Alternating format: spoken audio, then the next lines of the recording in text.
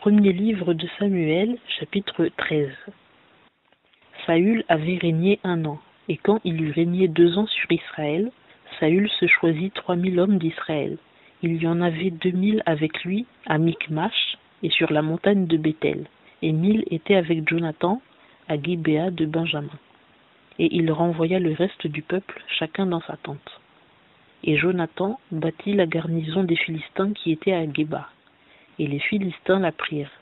Et Saül fit sonner de la trompette par tout le pays en disant : que les Hébreux écoutent. Ainsi tout Israël entendit dire : Saül a battu la garnison des Philistins, et même Israël est en mauvaise odeur parmi les Philistins. Et le peuple fut convoqué auprès de Saül à Gilgal. Cependant les Philistins s'assemblèrent pour combattre contre Israël, avec 30 000 chars et 6 000 cavaliers et un peuple nombreux comme le sable qui est sur le bord de la mer.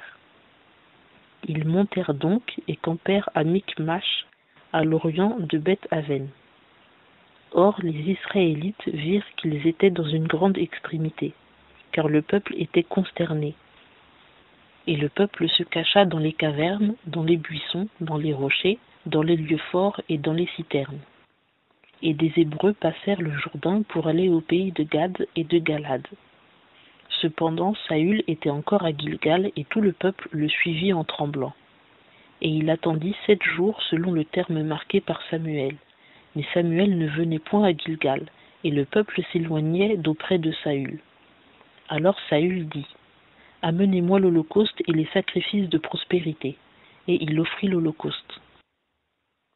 Or, dès qu'il eut achevé d'offrir l'holocauste, voici Samuel arriva, et Saül sortit au-devant de lui pour le saluer.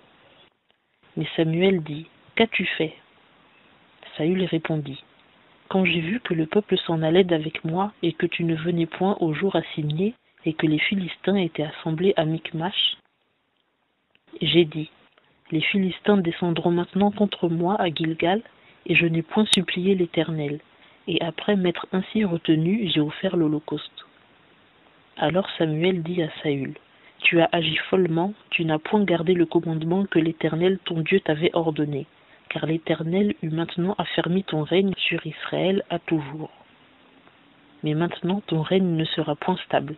L'Éternel s'est cherché un homme selon son cœur, et l'Éternel l'a destiné à être le conducteur de son peuple, parce que tu n'as point gardé ce que l'Éternel t'avait commandé.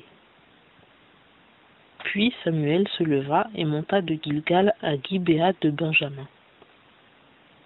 Et Saül fit la revue du peuple qui se trouvait avec lui, environ 600 hommes. Or Saül et son fils Jonathan et le peuple qui se trouvait avec eux se tenaient à Gibéa de Benjamin, et les Philistins étaient campés à Michmash. Et il sortit 3 bandes du camp des Philistins pour faire du dégât. L'une des bandes prit le chemin d'Ophra vers le pays de Shual, l'autre bande prit le chemin de Beth-Horon, et la 3e prit le chemin de la frontière qui regarde la vallée de Tseboïm vers le désert. Or, dans tout le pays d'Israël, il ne se trouvait pas de forgerons, car les Philistins avaient dit : il faut empêcher que les Hébreux ne fassent des épées ou des lances. Et tout Israël descendait vers les Philistins, chacun pour aiguiser son soc, son coutre, sa cognée et son hoyau, quand il y avait des brèches aux tranchants des hoyaux, des coutres, des fourches, des cognées, et pour accommoder les aiguillons. Et il arriva qu'au jour de la bataille, il ne se trouva ni épée, ni lance dans la main de tout le peuple qui était avec Saül et Jonathan. Toutefois, il s'en trouva pour Saül et pour Jonathan son fils. Et un poste de Philistins sortit au passage de Michmash.